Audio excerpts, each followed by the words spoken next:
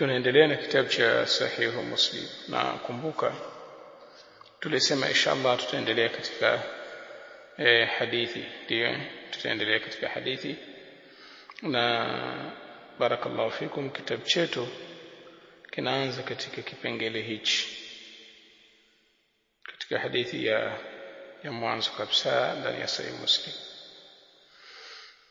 Imam Muslim rahimahullah katika kitabu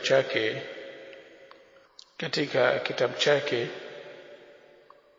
hakuweka milango. Imam Muslim hakuweka milango kabisa. Aloweka milango ni Imam An-Nawawi. Sijui ndipo ambapo sisi tulifikia au tulitakiwa kusema simati za Sahih Muslim. Bila shaka tumeshakariri hivi vitabu. Kwa hiyo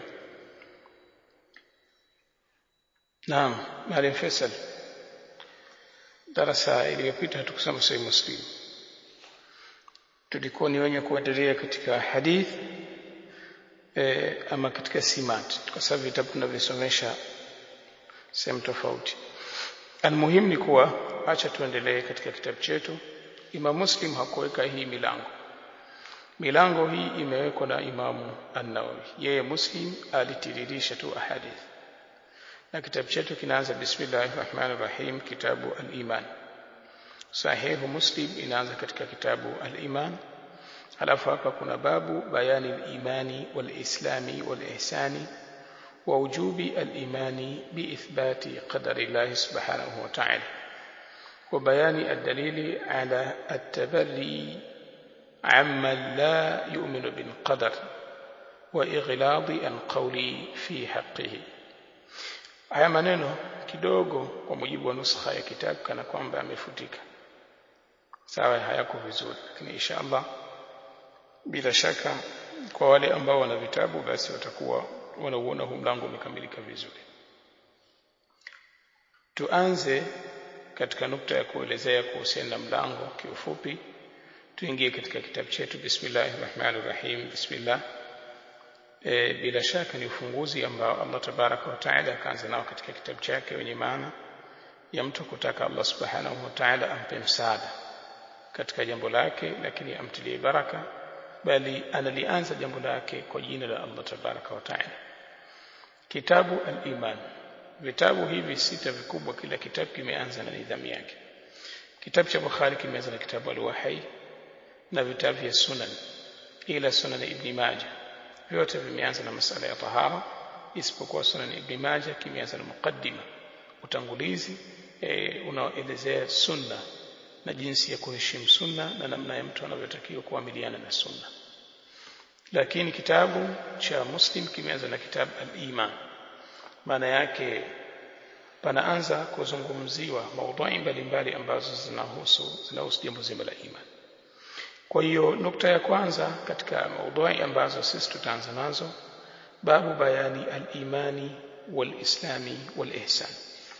Huu ni mlango ambao bila shaka unazungumzia na kubainisha kipengele ambacho kinahusiana na jambo zima la imani, sawa. Babu bayani al-iman, mlango wazungumzia jambo la iman, wal-islam na uislam, wal-ihsan na ihsan, wa wujubi al-iman bi ithbati qadari Allah subhanahu wa ta'ala, na wajibu wa mtu kuamini kwa kuthibitisha qadari za Allah tabaraka wa ta'ala, wa bayani dalili ala tabarri, na kubainisha dalili ala tabarri, juu ya kukaa mbali, amma la yu'minu bil qadar, kujiweka mbali sawa na yule ambaye haamini qadar, wa ighlad al qawli fi haqqi, na kumsemea vikali, yani huyo anastahili kusemewa, kuzungumzwa kwa vikali, kuzungumza naye kwa vikali, vile vile kusemewa, kuzungumza naye kwa vikali kwa kutokuamini qadar. Narejea tena, barakallahu fikum. Bayanu al-iman, babu bayani al-iman. Huu mlango unazungumzia ubainifu wa imani, kubainisha nini imani, wal-islam na nini uislamu, wal-ihsan na nini ihsan, ووجوب الإيمان بإثبات قدر الله سبحانه وتعالى نواجب وكواميني سواء بإثبات قدر الله سبحانه وتعالى وكثبتيش قدر الله تبارك وتعالى وبيان دليل على التبري نكبينش دليل juu ya kukaa mbali kabisa amma la yu'minu bil qadar na yule ambaye haamini qadar. Kuna watu hawaamini qadar, yani wao chochote kinachotokezea wanaamini kwamba ndo kinatokezea katika nature, yani Allah tabaraka wa taala hajui wala hakijadiriwa wala hakijaandikwa. Huyu ni mtu wa kukaa naye mbali sana. Wa ighladi an qawli fi haqqihi, lakini kuzungumza naye kwa maneno mazito mtu kama huyo. قال أبو الحسين مسلم بن الحجاج القشيري رحمه الله أما سمى أبو الحسين مسلم بن الحجاج القشيري رحمه الله بعون الله نبتدئ بعون الله ومساعدة وكي الله تبارك وتعالى تنانزا وإياه نستكفي نكوكي الله تبارك وتعالى ndio tunatafuta ile kutosheka sawa. Wama tawfiquna illa billahi jalla jalaluhu, sisi hatuna uwezo wa kujiwafikisha wenyewe ila tupate tawfiki yake Allah tabaraka wa taala. Kwa hiyo barakallahu fikum, sisi tunaanza hadithi yetu ambayo ndio Imam Muslim kaanza nayo hapa sawa. Hichi kitabu kabla ya hii hadithi kuna kitu kinaitwa muqaddima wa sahihi Muslim. Huu muqaddima umekusanya kitu kingi katika elimu, miongozo ambayo inahusiana na mambo mengi, jinsi ya kusoma hadithi, vipi unatakiwa uisome hadithi, uichukue kwa nani na mambo mengine mengi. Lakini wengi wanaoandika vitabu ule muqaddima kana kwamba umewekewa nidhamu yake, maana yake baadhi yao wanaosomesha peke yake kwa sababu umekusanya kitu kingi katika elimu. Niliwahi kusikia barakallahu fikum, sababu ya Imam Muslim kuandika hichi kitabu, kuna mtu alimfuata akamuomba amuandikie hadithi aweze kujua yale yaliyokuwa ni halali na ya haram, aweze kufanyia kazi mambo hayo. Kwa hiyo hichi kitabu ni ombi, maana yake ni ombi la mtu kwa Imam Muslim amuelezee kitu gani ni halali na kitu gani ni haram, ili aweze barakallahu fikum yani na kufanya ibada kwa zile hadithi ambazo zitakuwa ni sahihi na zile zitakazokuwa ni dhaifu, bila shaka ajue kwa hizi mimi sizifanyi kazi. Nidhamu ya darasa yetu hii ambayo sisi tunaikusudia katika Sahih Bukhari, tumesema kuwa maruwat tutakuwa tunawataja pamoja bila shaka na mashekh na wanafunzi na sehemu ndogo katika aqwali za ahlul ilm, sehemu ndogo tu katika aqwali za ahlul ilm. Kwa sababu darasa yetu tumesema kuwa darasa hizi za usiku zitakuwa ni darasa za kifani katika fani ya hadithi. Bila shaka tunaziunganisha na system ya kihistoria, maana yake tutapenda sana darasa zetu tubobee katika mambo ya kihistoria, na tukishaingia katika matni insha Allah bi'aunillahi tabaraka wa taala tutapenda tuzungumze katika upande wa matni kwa upeo mzuri ambao unaridhisha insha Allah. Na matni ikiwa haina sharahi sana tutatoa sharahi fupi alafu tutaendelea, na ikiwa ina sharahi na vipengele vingi basi baada yake tutatoa maelezo mengi kwa mujibu wa matni ilivyo. Sisi tuanze kitabu chetu. Imam Muslim rahimahullah, mtu wa mwanzo ambaye kamtaja ni mtu wa tabaka yake aliposema, ni mtu wa tabaka ya juu yake aliposema hadathani Abu Khaythama. Abu Khaythama Zuhair ibn Harbi ni mmoja katika ahlul ilmi wakubwa sana. Ni nani Abu Khaythama? Bila shaka sisi kama kawaida tuna nidhamu ambazo tutapendelea sana kuzitumia katika darasa yetu. Sawa, tuna nidhamu ambazo tutapenda kuzitumia kama ambavyo tumetanguliza. Tukiangalia bila shaka hapa tunaona mtu ambaye anaitwa Abu Khaythama. Sawa, na hili tulisoma nidhamu hii katika darasa zilizopita. Bitaqa ar-rawi maana yake utambulisho wa huyo rawi. Abu Khaythama jina lake anaitwa Zuhair ibn Harbi. Sawa, Zuhair ibn Harbi. Na huyu Zuhair ibn Harbi ibn Shaddad yeye ni katika ahlul ilmi ambao Allah tabaraka wa taala kawapa tawfiki. Mwanzo wa kitabu al-Iman katajwa yeye, al-Halashi al-Baghdadi Abu Khaythama an-Nasa'i maula bani al-Huraish ni Ka'b ibn Amir ibn Sa'sa'a. Tulipita ili mtu awe ni maula. Maula maana yake yatokana na wala, na wala ni ile mtu kuwa ni kwa ajili ya utumwa au wala kwa ajili ya al-Islam. Sawa. Kwa hiyo hivi vipengele bila shaka hili ni jina tu: Zuhair ibn Harb ibn Shaddad al-Harashi al-Baghdadi Abu Khaythama an-Nasai. Hili halina shida. Kunia yake ni Abu Khaythama, nisba yake ni al-Harashi an-Nasai al-Baghdadi. Sawa. Ashuhra au mashhuri wake Abu Khaythama. Tukumbuke kunia tumeshasema na nasab tumeshasema kwamba kunia ni kuwa anaitwa baba fulani au mtoto wa fulani, na an-nasab ni pale anaponasibishwa tu. Sawa. Anaweza kunasibishwa katika kabila kwa sababu alipokewa katika kabila, anaweza kunasibishwa katika kabila kwa sababu alipotoka ni mgeni katika mji wake, kafikia kaingia kwenye kabila lile, akanasibishwa kana kwamba yeye ni mtu wa kabila lile. Sawa. Ananasibishwa mtu katika mji kwa sababu ya kuishi katika mji huo. Hayo ndio mazingira ya nisba. Kwa nisba ni pale anaponasibishwa mtu. Ashura tu mashhuri wake anaitwa Abu Khaythama. Sawa. Tabaka yake namba 10, tabaka namba 10 ni tabaka yake na Abu Bakar ibn Abi Shayba na kina Imam Ahmadi na kina Qutaybah ibn Sa'id. Wote tabaka namba 10, tabaka ya mwanzo ya atba'u at-tabi'ina wa kubwa. Al-iqama mahala ambapo aliishi Baghdad ni Baghdad. Sawa. Aliishi Baghdad. Kwa hiyo Baghdad kama aliishi, tukumbuke kwa Baghdad ndio mji alioishi Imam Ahmadi. Bila shaka Abu Khaythama aliishi Baghdad na Imam Ahmadi, kwa sababu Ahmadi ni tabaka namba 10 na Abu Khaythama tabaka namba 10 na mji ni Baghdad.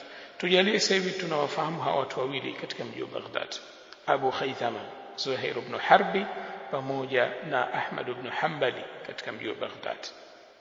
Kila siku tutakapokwenda tutakuwa tunawahifadhi wengine. Ama al-milad, wakati ambao kazaliwa Abu Khaythama ni mwaka 160. Mwaka 160, barakallahu fikum, ni miaka 10 baada ya kumalizika wakati wa matabiina.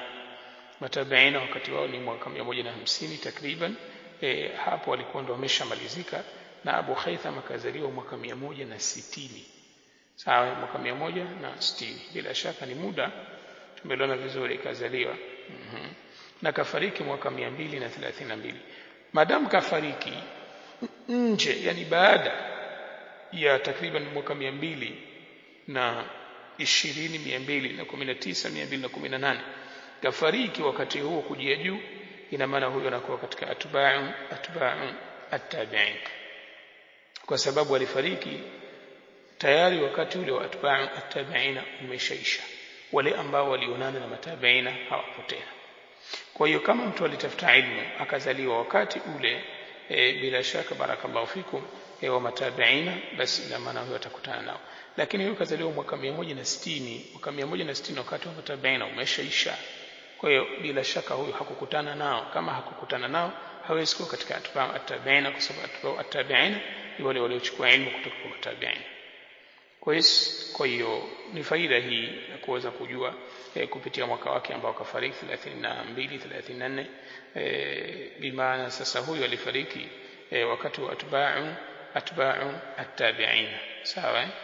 Wakati wa atba'u at-tabi'in, maana yake alizaliwa miaka 10 baada ya wakati wa matabi'in, na alifariki ndani ya wakati wa atba'u at-tabi'in. Sawa. Quiz. Lakini vile vile huyu Abu Khaythama barakallahu fikum, makana al-milad, sehemu ambayo kazaliwa, la yujadu, haifahamiki makano al-wafat, sehemu aliyofariki Baghdad. Alifariki huko Baghdad. Hukmu ibn Hajar asemaje kuhusiana huyu Abu Khaythama? Qala fi taqrib at-tahdhib, amesema katika kitabu cha taqrib at-tahdhib, thiqatun thabtun. Huyu ni thiqa thabtun. Thiqa maana yake ni mkweli. Thabtun tumeshapita sana ili neno. Ni mtu ambaye akisimulia haongezi, au kile alichokihifadhi hata ukimrudia tena anakijua, yani kathibitisha. Na athabt ni yule ambaye anakusimulia hadithi kama ambavyo alivyozichukua. Rawalahu Muslim kapokea kutoka kwa Abu Khaythama akthara min 1000 hadith, zaidi ya hadithi 1000. maana yake Muslim kaanza naye hapa, lakini Muslim kasoma kwa Abu Khaythama zaidi ya hadithi 1000, na kwa wakati wao mtu kusoma hadithi 1000 kwa Sheikh maana yake ni kitu kingi sana. Sawa, ni kitu kingi sana kwa wakati wao. Kwa hiyo huyu ndio Abu Khaythama. Tukimaliza kwa Abu Khaythama tunakuja hadathana Waki', ametusimulia sisi Waki', ambaye huyu anaitwa Waki' ibn al-Jarrah. Sawa, Waki' ni nani? Haya, sasa jambo ambalo tutalitumia katika Sahih Muslim ni kwa tarajim tutazipita katika hali ya kawaida, lakini wakati tunapita tarajim tutamchagua mmoja katika ahlul ilmi ambaye sisi baada ya kufuatilia historia, hawa wote ambao tunawaona hapa tayari sisi tunafuatilia historia zao kuanzia mmoja mmoja, yani historia yake ahlul ilmi wanamzungumza vipi kila kitu. Kwa hiyo sisi kuanzia huyu Abu Khaythama, Waki', Kahmas, Abdullah ibn Buraida, Yahya ibn Ya'mar, Ubaydullah ibn Mu'adh, na vile vile baba yake huyu Mu'adh ibn Mu'adh, lakini vile vile kama tumeshamtaja ibn Buraida, tushamtaja ibn Ya'mar, kila mmoja tunamfuatilia historia yake, kisha tunachagua yule ambaye kwenye historia yake kwa wakati huu tutamhitaji kwa sababu ya vitu vingi ambavyo tutajifunza. Ama waliobakia tutatoa tarajim fupi kama ambayo tumeitoa kwa Abu Khaythama Zuhair ibn Harb.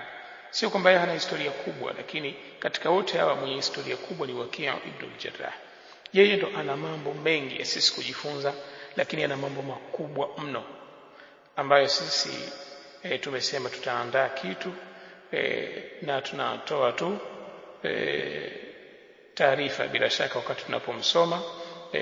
Allah akitupa tawfik, kabla ya kumsoma tutakuwa tunatuma kuwa ndani ya sanadi yetu hii tutamsoma fulani, lakini tukichelewa maana yake baada ya kumsoma inshallah tutakuwa ni wenye kutuma hii PDF ambayo tumeandaa yenye habari za kutosha za Waki' ibn al-Jarrah.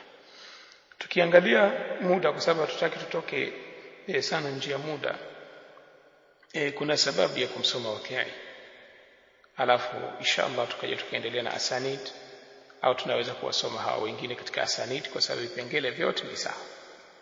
Kwa hiyo ima tumsome Waki', halafu Waki' sasa ndani yake tutapata kitu kingi sana katika maarifa, halafu inshallah tutakuja kuendelea na wengine katika sura ambayo tumeitumia kumsoma Abu Khaythama. Tujue tu kuwa huyu mtu Abu Khaythama kazaliwa mwaka 160 na kafariki mwaka 232, baadhi ya 34. Alizaliwa mwaka gani, akafariki mwaka gani, aliishi Baghdad bila shaka, kama aliishi Baghdad tabaka yake namba ipi. Haya ndio mambo ya basic, lakini sasa kuna kitu sisi tunakihitaji kwa ahlul ilmi kukifahamu juu ya hawa watu. Hawa watu ni akina nani? Kwa hiyo barakallahu fikum, hebu leo tumwangalie mtu ambaye anaitwa Waki' insha Allah, kisha tutaendelea na darasa zetu, kwa sababu katika kila nukta tunahitaji sisi kujifunza. Ama Waki' sisi tutampita vile vile kwenye tarajim fupi, na tunapaswa kumwangalia katika tarajim kubwa hizi ambazo sisi ndio tumekuwa ni wenye kuziandaa. Kwa hiyo tumwangalie katika tarjama fupi kwanza nani Waki' ibn al-Jarrah, kisha inshallah barakallahu fikum ndio tutakuja katika tarjama kubwa ambazo hizi zinaweza zikamuelezea Waki' katika hali nzuri zaidi. Huyu anaitwa Waki' ibn al-Jarrah. Waki' ibn al-Jarrah ibn Malih ibn Adi, paka jina lake mwisho. Maana yake jina lake inshallah tutalitaja vizuri katika hiyo tarjama ndefu, tumeelewana vizuri. Lakini muhimu huyu ni Waki' ibn al-Jarrah ibn Malih, ambaye yeye kunia yake anaitwa Abu Sufyan. Kunia yake anaitwa Abu Sufyan. An-nasab anaponasibishwa Ar-Ruasi Al-Kufi Al-Asbahani An-Naisaburi Al-A'war. Kwa nini akaitwa Al-A'war? Kwa sababu Waki' ulifikia wakati jicho moja likapotea. Sawa, ndio kaitwa Al-A'war, jicho moja lilipotea. Alikuwa tayari ameshapata umri kiasi, kwa jicho likapotea. Ashuratu, umashhuri wake anaitwa Waki'. Ama tabaka namba 9.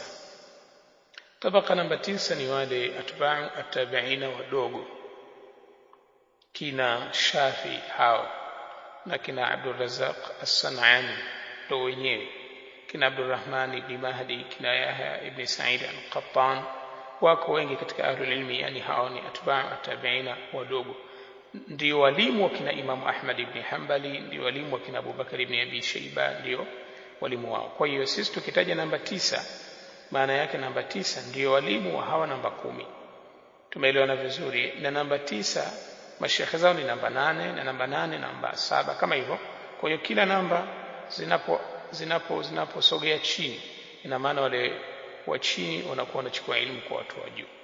Kwa hiyo kama huyu namba 9 Abu Khaythama, yeye alikuwa ni namba 10. Kwa hiyo Abu Khaythama ni mwanafunzi wa hawa namba 9. Sawa? Al-iqama aliishi wapi? Al-Kufa. Baghdadi ni Iraq na Kufa ni Iraq. Kwa hiyo yani Kufa ni mji na Baghdad ni mji. Sasa kuna yani kuna kipengele hapo, kama huyu yupo Kufa na yule yuko Baghdad, basi lazima kuna rihila, kuna safari ya kielimu, kuna mtu mmoja alifanya. Wakati yeye kazaliwa mwaka 127, sawa? Mwaka 127 ndio kazaliwa Waki' ibn al-Jarrah, ndani wakati wa matabiina, na inasemekana 128, sawa? Inasemekana vile vile 128 ndio alizaliwa Waki' ibn al-Jarrah, lakini vile vile inasemekana 129 ndio alizaliwa huyu Waki' ibn al-Jarrah. Al-wafat, alifariki mwaka 196, wengine wanasema 197, wengine 198.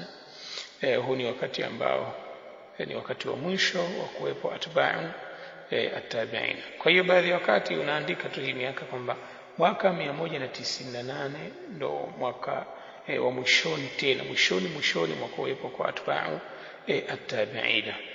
ونعوذ بالله من شرور أنفسنا ومن سيئات أعمالنا، من يهديه الله فلا مضل له ومن يضلل فلا هادي له، وأشهد أن لا إله إلا الله وحده لا شريك له، وأشهد أن محمدا عبده ورسوله، أما بعد. وتوفيقك الله تبارك وتعالى وقدرته ومشيئته، tunaendelea na darasa yetu ya sahihu Muslim. Darasa yetu ni yenye kuendelea ya kitabu cha sahihu Muslim, na darasa hii barakallahu fikum tulisoma tarjama ya Zuhair ibn Harbi, na tulifika katika tarjama hiyo katika darasa ambayo imetangulia. Tulifika katika tarjama ya Zuhair ibn Harbi, na ni darasa iliyofungua mlango wa kuyazungumza mengi ambayo ilikuwa ni yenye umuhimu mkubwa sana kwetu. Darasa ambayo imefungua mlango wa kuyazungumza mengi ambayo ni yenye umuhimu mkubwa sana kwetu. Kwa hiyo barakallahu fikum, tutaendelea tulipofikia. Tukumbuke kuwa tulitoka katika sanad ambayo sanadi hii amesema Imamu Muslim, hadathani Abu Khaythamata Zuhair ibn Harbi قال حدثنا وكيع عن كهمس عن عبد الله بن بريدة عن يحيى بن يعمر وحدثنا عبيد الله بن معاذ العنبري وهذا حديثه. قال حدثنا أبي قال حدثنا كهمس عن ابن بريدة عن يحيى بن يعمر قال كان أول من قال في القدر بالبصرة معبد الجهني إلى آخر الحديث. sisi tulikuwa na tarjama ya Abu Khaythama, na hichi ndio kipengele ambacho sisi tulimalizia kwenye tarjama yetu ya Abu Khaythama. Wa aqallu min almuhaddith, na ambaye yuko chini kidogo ya mtu anayeitwa muhaddith anaitwa almusnidu, ni yule ambaye anaitwa almusnidu. Ukitaka ujue mtu ambaye yuko chini kidogo ni yule ambaye anaitwa almusnidu. Kwa hiyo almusnidu bila shaka ni yule ambaye barakallahu fikum Allah subhanahu wa ta'ala kamwafikisha kupokea riwayat, na yeye ni katika wale wanaofahamika katika jambo zima la riwaya kwamba ni katika watu ambao wamepokea riwayat, ndiyo anaitwa almusnidu. Kwa hiyo sisi barakallahu fikum katika kipengele hichi ambacho ni kipengele cha kuwazungumza hawa maruwat, tutakuwa tumeshataja baadhi ya sifa ambazo zinaonesha nafasi zao, na kama utaangalia juu kidogo tulipotoka tulitaja mtu ambaye anaitwa almuhaddithu, na juu kidogo tulitaja mtu ambaye anaitwa hujja na sifa zake, lakini tulitaja vile vile alhafidh, kwa sababu hizi ndizo sifa ambazo bila shaka wanakuweko nazo ahlul hadithi.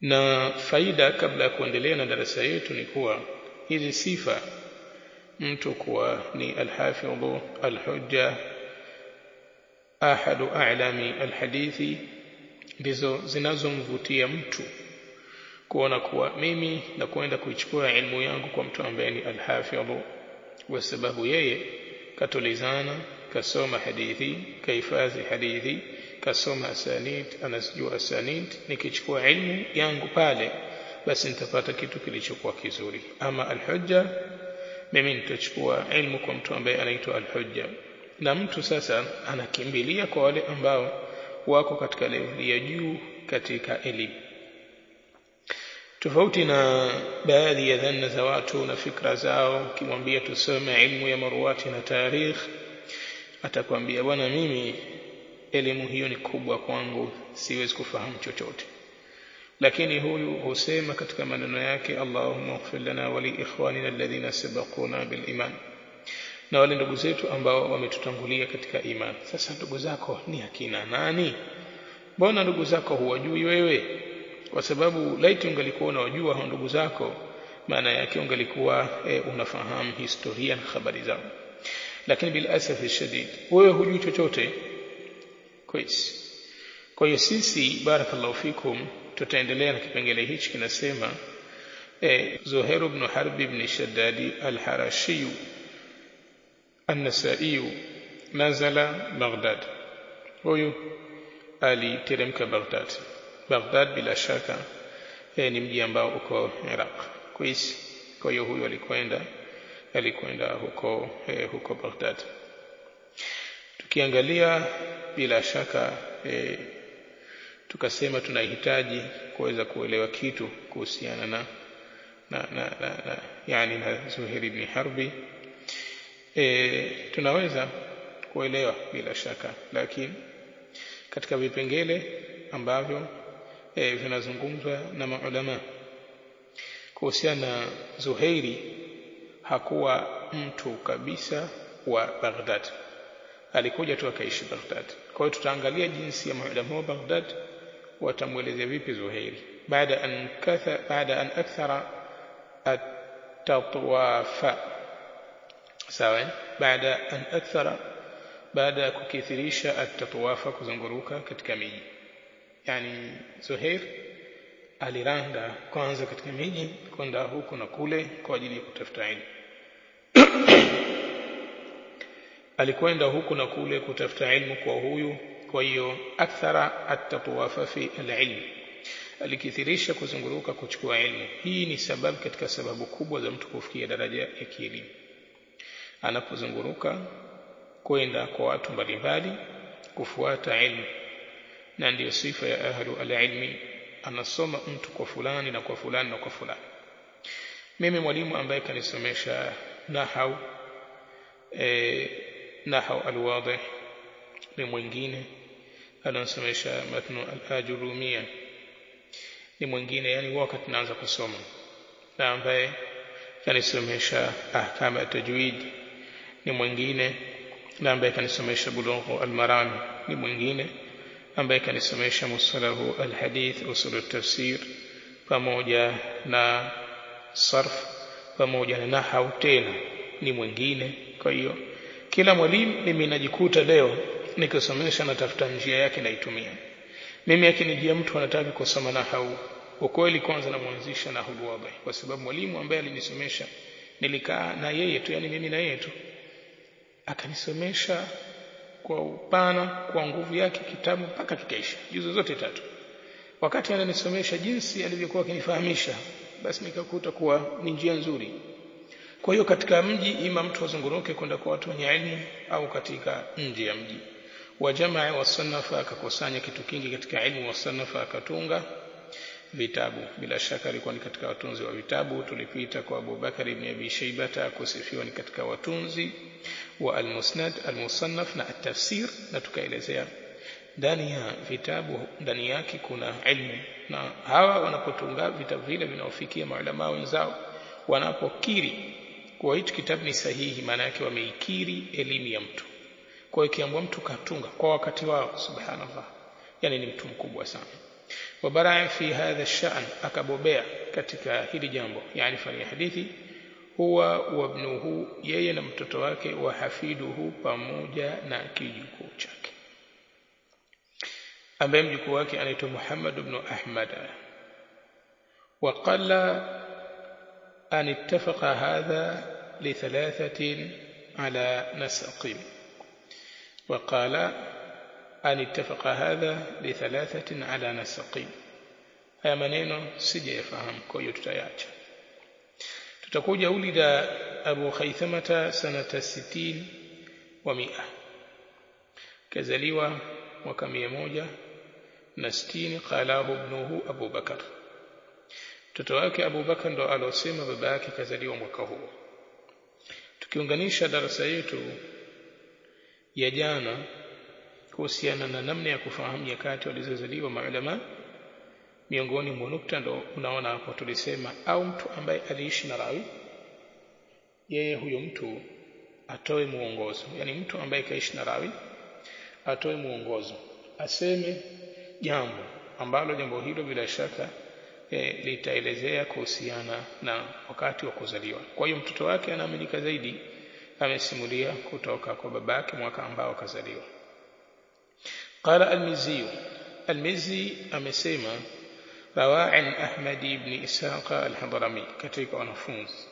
Tunaendelea na nidhamu yetu, tupo katika wanafunzi. Kapokea kutoka kwa Ahmad ibn Ishaq al-Hadrami wa Abi al-Jawabi al-Ahwasi ibn Jawabi wa Ishaq ibn Isa ibn al-Tabba'i wa Ishaq ibn Yusuf al-Azraqi wa Ismail ibn Abi Uwais. Hizi mim kha dal, baadhi wakati tunapotaja mashekhe au wanafunzi tukaziweka maana yake makusudio kuwa mim huyu rawi yupo katika Sahih Muslim, na kha huyu Jarir ibn Abdul Hamid yupo katika Bukhari, Muslim, Abi Daud, ambayo haya sisi tuliona bora tuyaache ili tusiweze kuwachanganya wanafunzi, kwa sababu watayafahamu tu kwenye silsila ya kusoma kwao. Wa Habban ibn Hilal, katika watu ambao barakallahu fikum wamechukua ilmu, kina Zuhair ibn Harbi kutoka kwao.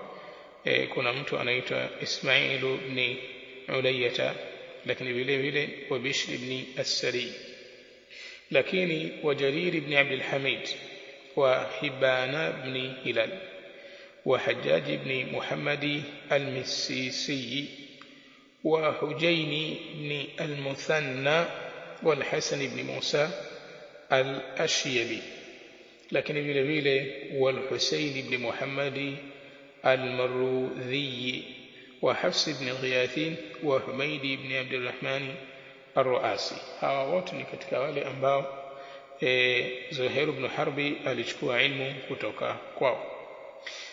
lakini vile vile wa Rawh ibn Ubadah, tofauti ya kitabu cha Siyari A'lami an-Nubala pamoja na Tahdhibu al-Kamal. Siyari ya Imam al-Dhahabi, tofauti ya kitabu hicho na kitabu cha mwalimu wake Tahdhibu al-Kamal. Tahdhibu al-Kamal kinataja wanafunzi au mashekhe wengi kuliko hata kawaida, yani anavyofanya Imamu al-Dhahabi. Kwa hiyo al-Dhahabi anataja kiufupi, na ndio maana mara nyingi sisi katika makala zetu hizi tunatumia kitabu cha Siyari katika kuwataja wale mashekhe, na tunachanganya katika kutaja zile aqwali kwa sababu zinakuwa zimeshabihiana, na baadhi ya wakati kuna jina la rawi tunaangalia vitabu viwili tu mara nyingi tunatumia. Kwa hiyo hapa tutasoma watu wengi kwa sababu hawa mashekhe tumewachukua katika Tahdhibu al-Kamal.